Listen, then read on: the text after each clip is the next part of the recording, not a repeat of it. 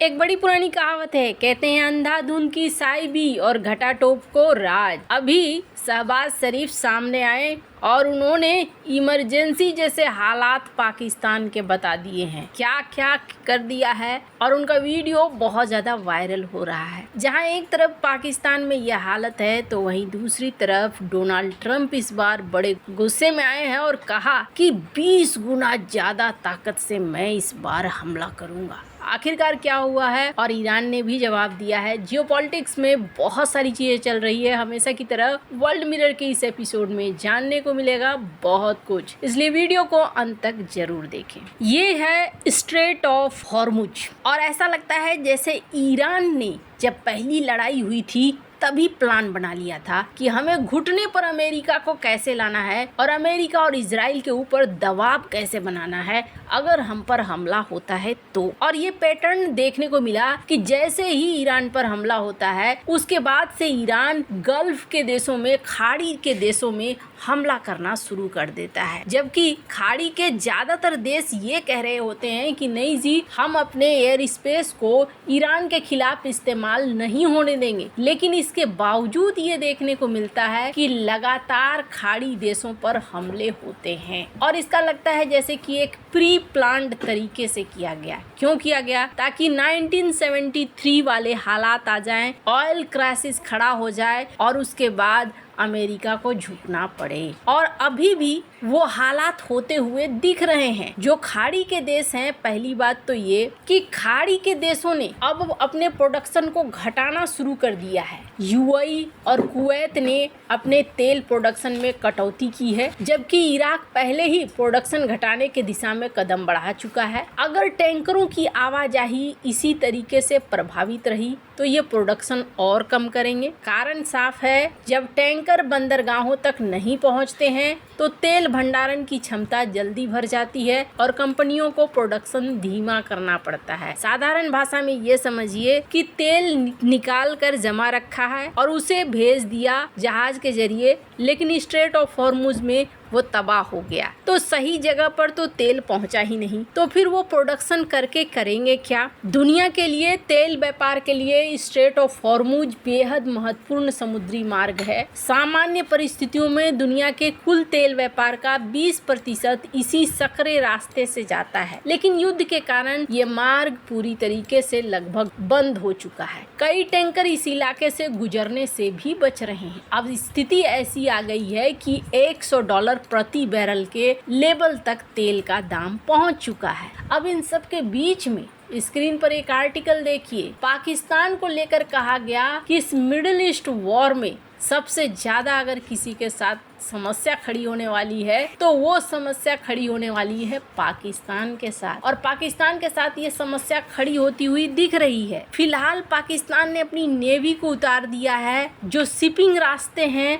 वहां पर अगर कोई हमला होता है तो ईरान के खिलाफ ही इसे मानिए। अब मैं ईरान के खिलाफ क्यों कह रही हूँ? डोनाल्ड ट्रंप ने सुबह सुबह एक ट्वीट दिया, ये जो ट्वीट देख रहे हैं, और इस ट्वीट में डोनाल्ड ट्रंप ने कहा कि As we continue Operation Epic Fury, we're also focused on keeping energy and oil flowing to the world, and I will not allow a terrorist regime to hold the world hostage and attempt to stop the globe's oil supply, and if Iran does anything to do that, they'll get hit at a much, much harder level. I will take out those targets that were easy and that I mentioned just before. We'll take them out so quickly, they'll never be able to recover, ever. If they want to play that game, they better not play that game. In the long run, oil supplies will be dramatically more secure without the threat of Iranian ships, drones, missiles, nuclear menace, or anything. So the Strait of अगर straight of Hormuz में किसी भी oil tanker पर हमला होता है तो हम 20 गुना ज्यादा ताकत से हमला करेंगे। और याद रखना, हम उसे इस तरीके से निशाना बनाएंगे कि ईरान के लिए एक देश के तौर पर फिर से खड़ा होना नामुमकिन हो जाएगा, जहां सिर्फ मौत, आग और गुस्सा होगा। और हालांकि मैं उम्मीद करता हूं कि ऐसा न हो, लेकिन अगर उन्होंने ऐसा किया तो ऐसा ही होगा। डोनाल्ड ट्रंप ने कहा कि ईरान ने तेल रोका तो हम उसे निशाना बनाएंगे। ईरान के लिए एक देश के तौर पर फिर से खड़ा होना नामुमकिन हो जाएगा, सिर्फ मौत, आग और गुस्सा होगा। ईरान की तरफ से जवाब आया। ईरान के IRGC ने कहा कि सुनो, ये जो खतरे की घंटी बजा रहे हो ना, इसे छोड़ दो, क्योंकि स्ट्रेट ऑफ हॉर्मुज से 1 लीटर तेल भी नहीं जाएगा। ऑयल शिपमेंट की तो बात ही छोड़। अब इस घटनाक्रम के बाद दुनिया का एनर्जी मार्केट हिला हुआ है और इस हिलते हुए एनर्जी मार्केट में अपना पाकिस्तान पूरी तरीके से हिला हुआ है। और ये शहबाज शरीफ अपने बयान में बता रहे हैं पर बहुत अहम फैसले किए गए, जिनकी तफसील यूं है।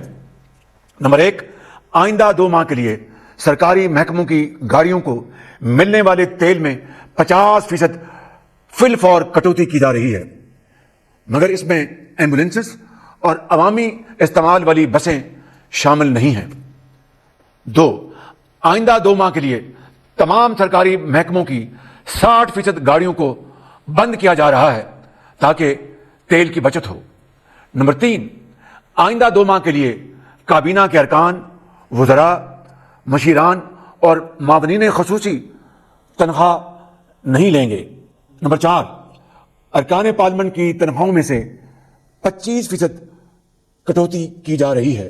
नंबर 5, 20 ग्रेड और इससे ऊपर के ऐसे अफसरान जिनकी तनख्वाह 3 लाख से जायद है, इनकी 2 दिन की तनख्वाह की कटौती करके अवामी रिलीफ के लिए, यानी आपकी रिलीफ के लिए इस्तेमाल की जाएगी। आप उनके अंदर का डर देखिए। ईरान इजराइल संघर्ष के कारण सबसे तगड़ा अगर एनर्जी का संकट खड़ा हुआ है तो पाकिस्तान के साथ। पाकिस्तान ने 80% सरकारी गाड़ियों को 2 महीने के लिए बंद कर दिया है, तेल कटौती की है, आधे सरकारी कर्मचारियों को वर्क फ्रॉम होम दे दिया है। पाकिस्तान में स्कूलों में 2 हफ्ते की छुट्टियों का ऐलान किया गया है। इसके साथ ही सरकारी खर्चे में भी 20% कटौती करने का फैसला लिया गया है। प्रधानमंत्री शहबाज शरीफ ने ये सारी बातें कही। अब जरा सोचिए, मैं तो इन्हें देखकर ये सोच रही हूँ कि क्या हालत हो गया है पाकिस्तान का। सरकारी महकमों के वेतन के अलावे और भी खर्चे वगैरह, इन सब में भी सरकारी अफसरों, सरकारी ऑफिसों में गाड़ी, फर्नीचर, एयर कंडीशनर, इनकी खरीद पर भी रोक लगा दी गई है। पाकिस्तान के ऊर्जा संकट में बहुत सारी कटौती की गई है। ये